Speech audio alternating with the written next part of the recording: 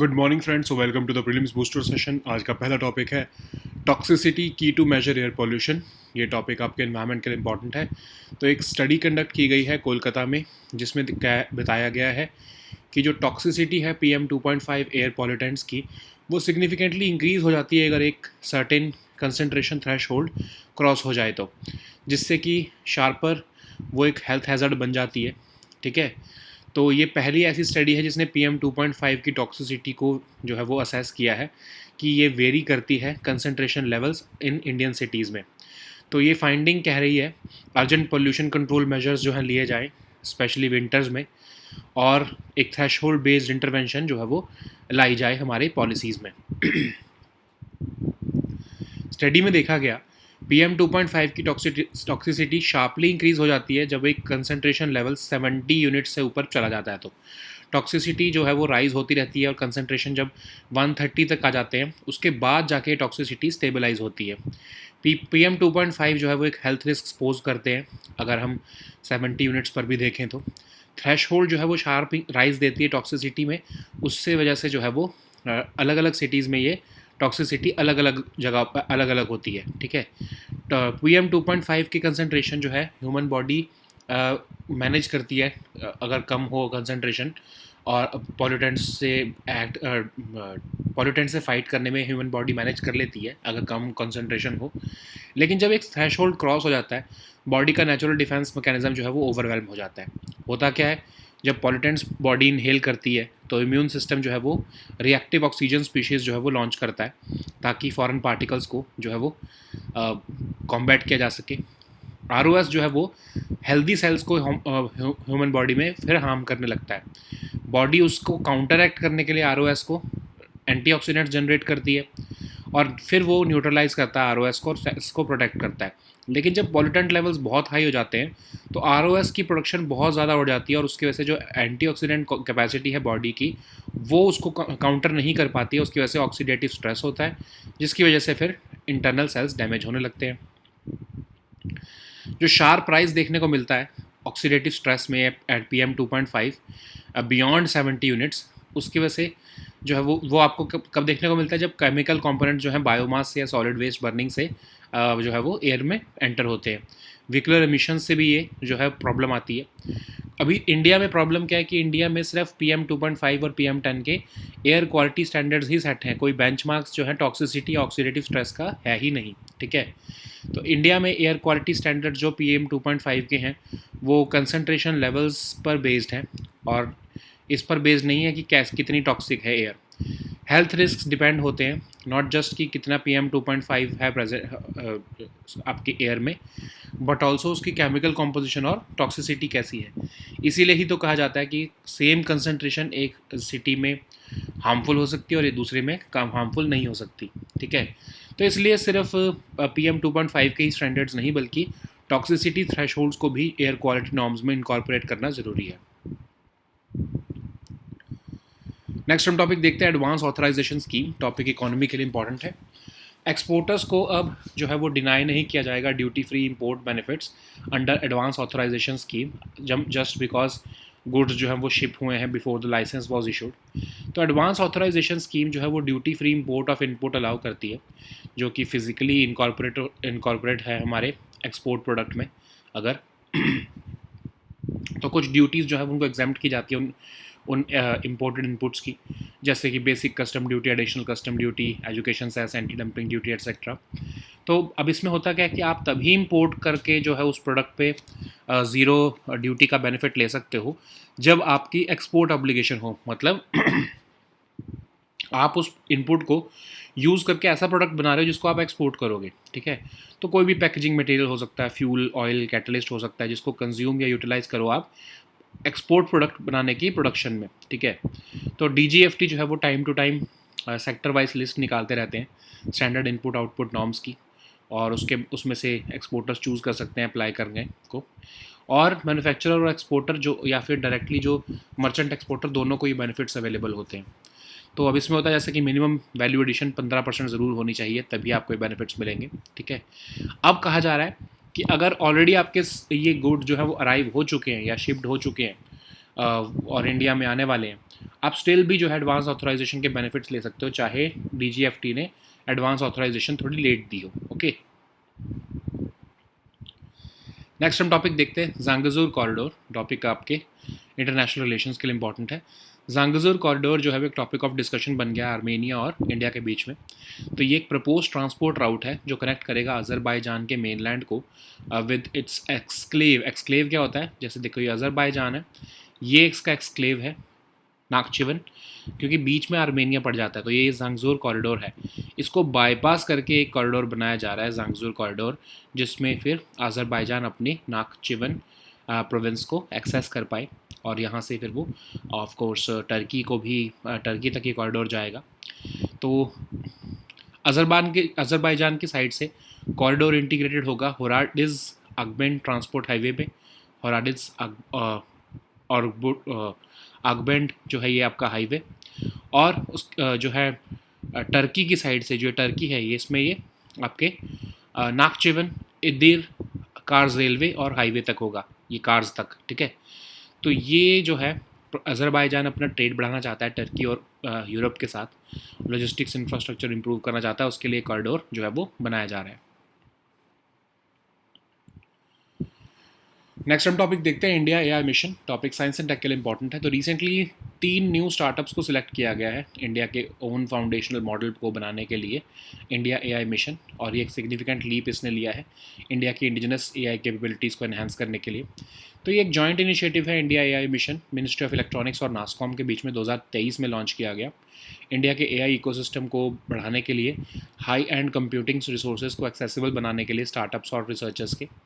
India AI एक independent business division है under ministry of electronics and information, और ये डेमोक्रेटाइज करना चाहता है बेनिफिट्स ऑफ AI को। नेक्स्ट हम टॉपिक देखते हैं स्वच्छ सर्वेक्षण ग्रामीण 2025। ये टॉपिक आपके गवर्नेंस के लिए इंपॉर्टेंट है। यूनियन मिनिस्टर ऑफ जल शक्ति जो है उन्होंने रिसेंटली लॉन्च किया है स्वच्छ सर्वेक्षण ग्रामीण 2025, एक nation wide rural sanitation survey, department of drinking water और सैनिटेशन का। तो Swachh Survekshan Grameen 2025 nation wide rural sanitation survey है department of drinking water and sanitation का, जो मेजर करता है impact of India's cleanliness programme Swachh Bharat mission. ये सर्वे जो है वो असेस करना चाहता है current state of rural sanitation, focus करना चाहता है सस्टेनिंग आउटकम्स को, और जो कि अचीव किए गए हैं open defecation free plus model के अंडर, और इसको स्वच्छ भारत मिशन ग्रामीण के अंदर ही इस्टेब्लिश किया गया है। तो इसमें सैम्पलिंग की जाती है, विलेज इवैल्यूएशंस की, सर्वे किया जाता है हाउस होल्ड्स को, पब्लिक प्लेसेस को, फंक्शनिंग इसमें functionality of plastic waste management units, faecal sludge management plants, Govardhan plants, citizen feedback, स्वच्छता, ग्रीन लीफ रेटिंग साइट्स, ये सब जो है इंक्लूड किया जाता है। ऑब्जेक्टिव ये रहता है कि एक नेशनल रैंकिंग बनाई जा सके स्टेट्स, यूनियन टेरिटरीज और डिस्ट्रिक्ट्स ऑफ इंडिया की, और ODF plus model villages, schools, public buildings, CSCs और इंस्टीट्यूशंस का भी सर्वे करके वेरीफाई किया जा सके स्टेटस, ठीक है। नेक्स्ट हम टॉपिक देखते हैं थ्रोम्बेक्टॉमी। टॉपिक आपके साइंस एंड टेक के लिए इंपॉर्टेंट है। तो टेक्नोलॉजी डेवलपमेंट बोर्ड ने रिसेंटली अनाउंस किया है फाइनेंशियल सपोर्ट डेवलपमेंट करने के लिए इंडिया की पहली इंडिजिनस थ्रोम्बेक्टॉमी डिवाइसेस को स्ट्रोक केयर के लिए।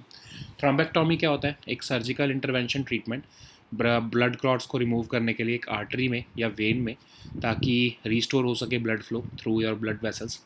ब्लड क्लॉट जिसको थ्रोम्बस कहते हैं वो ऑब्स्ट्रक्ट कर सकता है ब्लड फ्लो को। Some of the most common places blood clots के लिए जो होते हैं वो हैं legs, arms, intestines, brain, lungs and heart. Thrombectomies perform की जाती हैं ब्लड फ्लो को रिस्टोर करने के लिए।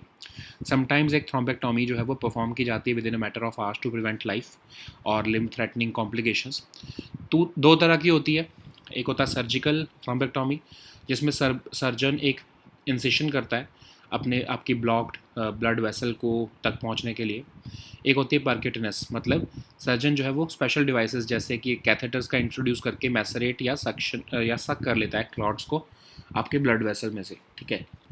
मैसरेट मतलब डिसॉल्व कर देता है।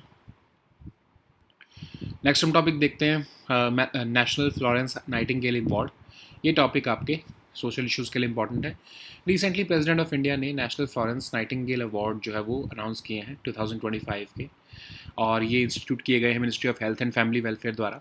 आउटस्टैंडिंग नर्सिंग पर्सोनल को जो सेंट्रल स्टेट या यूटीज़ या वॉलंटरी ऑर्गेनाइजेशंस में एम्प्लॉयड हैं उनको दिए जाते हैं 1973 से। रिकॉग्निशन होती है उनकी मेरिटोरियस सर्विस की, कैश अवार्ड मिलता है इसमें 1 लाख का और एक मेडल। फ्लोरेंस नाइटिंगेल एक इंग्लिश सोशल रिफॉर्मर, स्टैटिस्टिशियन और फाउंडर थी मॉडर्न नर्सिंग की। नेक्स्ट हम टॉपिक देखते हैं आयुष सुरक्षा पोर्टल। टॉपिक गवर्नेंस के लिए इंपॉर्टेंट है। तो यूनियन मिनिस्टर ऑफ स्टेट जो है उन्होंने जो है मिनिस्ट्री ऑफ आयुष के उन्होंने लॉन्च किया आयुष सुरक्षा पोर्टल आयुष भवन पे। एक सिग्निफिकेंट एडवांसमेंट है, फार्माको विजिलेंस और रेगुलेटरी कन्वर्जेंस देता है ये आयुष इकोसिस्टम में। डेवलप किया गया है टेक्निकल सपोर्ट के साथ CCRS के।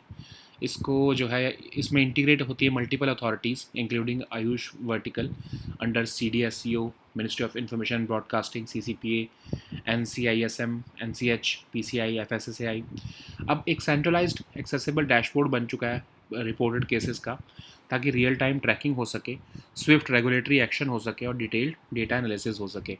ये सिस्टम ये भी इंश्योर करेगा कि सिटीजन्स को डायरेक्ट चैनल हो अपने कंसर्न्स को वॉइस करने का। नेक्स्ट हम टॉपिक देखते हैं battery Aadhaar initiative. Topic science and tech के लिए इंपॉर्टेंट है। तो टाटा एलेक्सी जो है उन्होंने एक जो है इनोवेटिव बैटरी आधार कंसेप्ट इंट्रोड्यूस किया है बैटरी समिट में।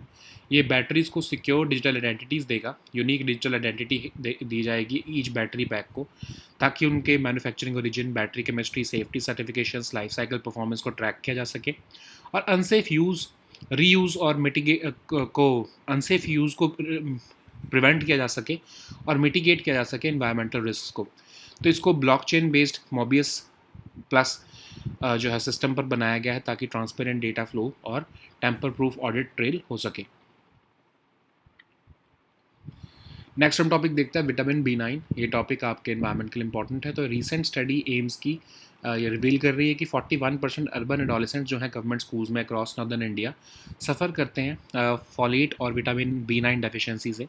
फॉलेट एक natural form of vitamin B9 है, वाटर सॉल्युबल, नेचुरली फाउंड होता है मैनी फूड्स में। ज़रूरी होता है आपके रेड ब्लड सेल की फॉर्मेशन के लिए, और सेल्स जो है ऑक्सीजन कैरी कर सकें थ्रू आउट द बॉडी, उसके लिए भी ज़रूरी होता है। Green leafy vegetables, legumes, citrus fruits, nuts, whole grains और फोर्टिफाइड सीरियल्स में पाया जाता है।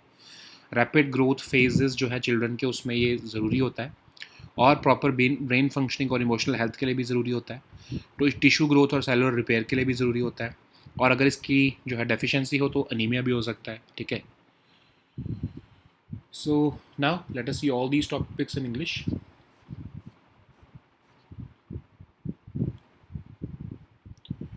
The first topic is toxicity, key to measure air pollution. This topic is important for your environment section. So a new study has been conducted over Kolkata which has revealed that toxicity of PM2.5 air pollutants significantly increases after a certain concentration threshold is crossed, highlighting a sharper health hazard linked to rising pollution levels in the Indian cities. This is the first study to assess how PM2.5 toxicity varies with concentration levels in an Indian city. The findings call for urgent pollution control measures, especially in winter when PM2.5 levels peak, and this could guide threshold-based intervention and health advisories in Indian cities facing high air pollution. So the study has found that PM2.5 toxicity sharply increases once the concentration exceeds 70 units. The toxicity continues to rise until the concentration hits 130 units. PM2.5 poses health risks, and thresholds for a sharp rise in toxicity are likely to differ across cities because pollution sources vary. For example, vehicular emissions might dominate in one city, while biomass burning could be a bigger factor in another. So at lower PM2.5 concentration, human body manages the adverse effects of the pollutants more effectively. But beyond a certain threshold, body's natural defense systems become overwhelmed, and which leads to greater cellular damage, especially in the respiratory system.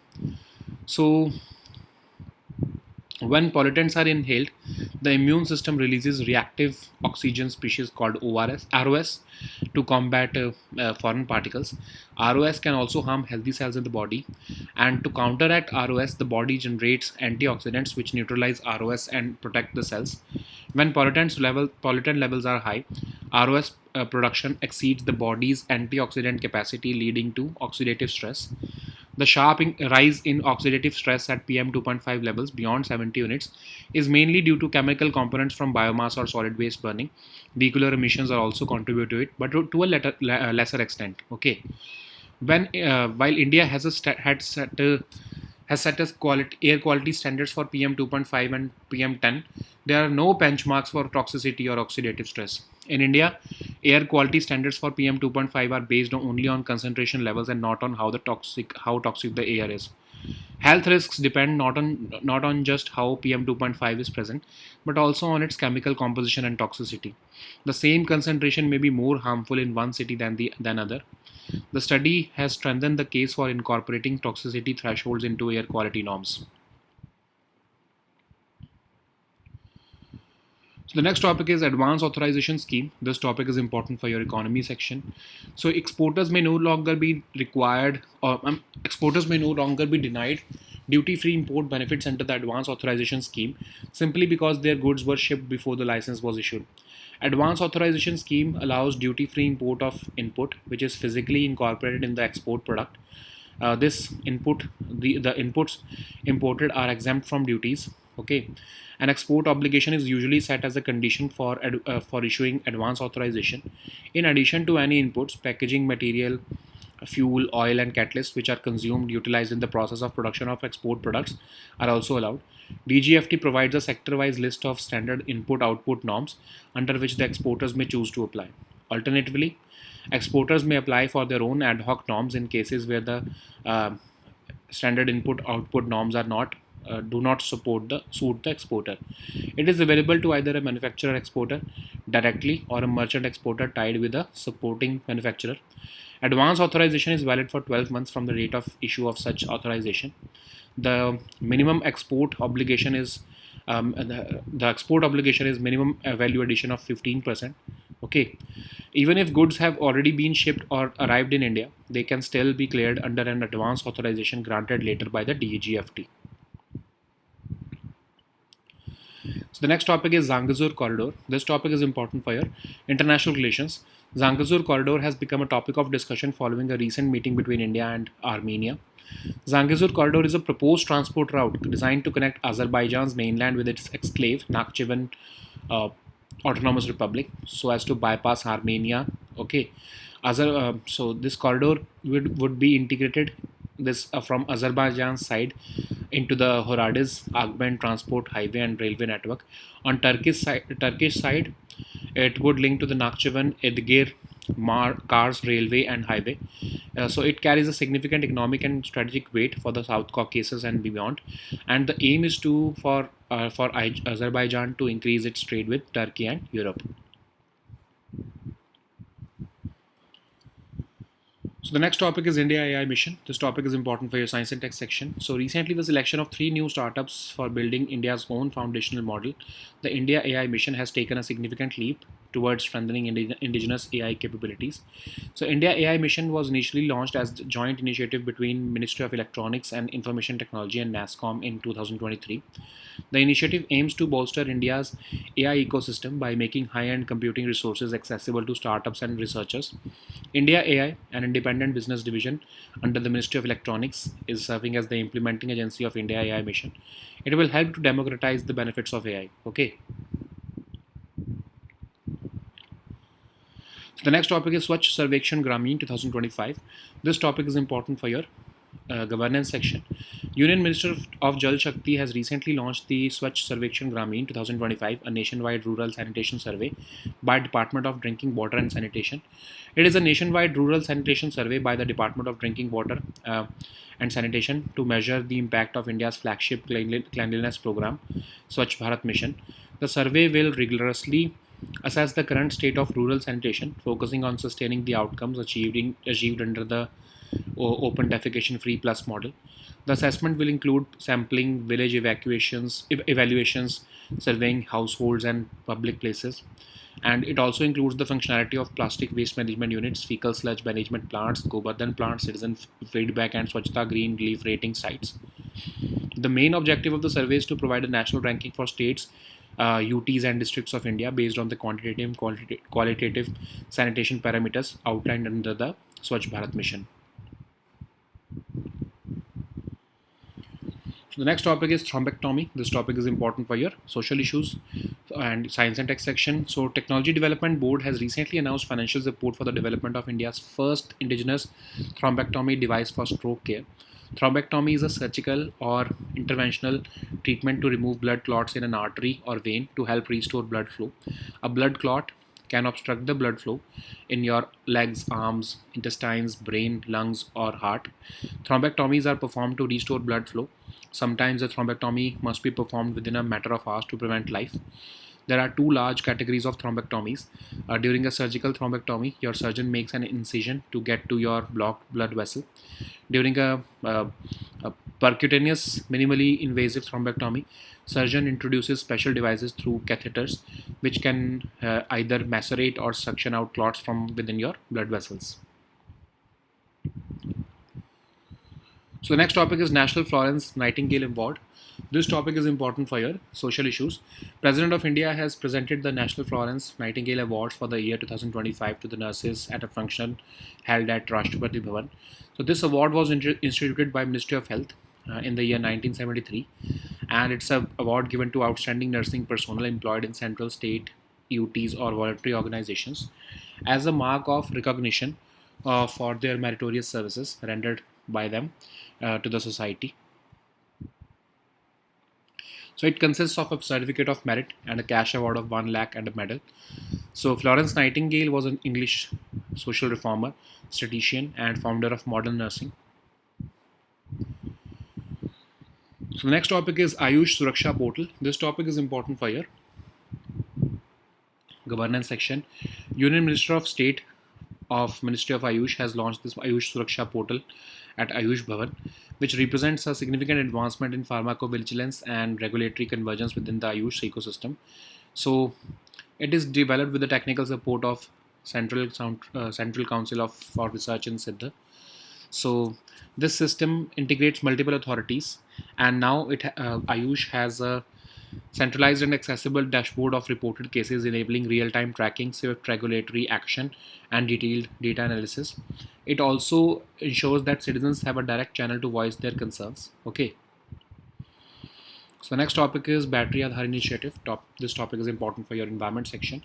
So Tata Elxsi, in collaboration with the prominent consortium partners, have showcased the innovative Battery Aadhaar concept, which aims to provide batteries with secure digital identities so as to facilitate traceability and improving the life cycle transparency. This system would assign a unique digital identity to each battery pack, enabling the tracking of manufacturing origin, battery chemistry, safety consent certifications, and life cycle performance. The initiative seeks to prevent unsafe reuse and mitigate environmental risks. It is built on blockchain Mobius Plus so as to ensure transparent data flows and tamper-proof audit trails. Okay. So the next topic is vitamin B9 folate. This topic is important for your environment section. So according to a recent study by the AIMS, nearly 41% of urban adolescents in government schools across northern India suffer from folate or vitamin B9 deficiency. Folate is the natural form of vitamin B9, water soluble and naturally found in many foods. It is needed for red blood cell formation. It is needed by cells to carry oxygen throughout the body. Green leafy vegetables, legumes, citrus fruits, nuts, whole grains, and fortified cereals they contain the vitamin B9. It is essential for supporting rapid growth phases in children and important for proper brain functioning and emotional health as well. It is also crucial for tissue growth and cellular repair, and vitamin B9 deficiency can lead to anemia also, okay, because the body would lack enough red blood cells. So these were our topics for today. We'll meet next time with new topics. Until then, goodbye and take care.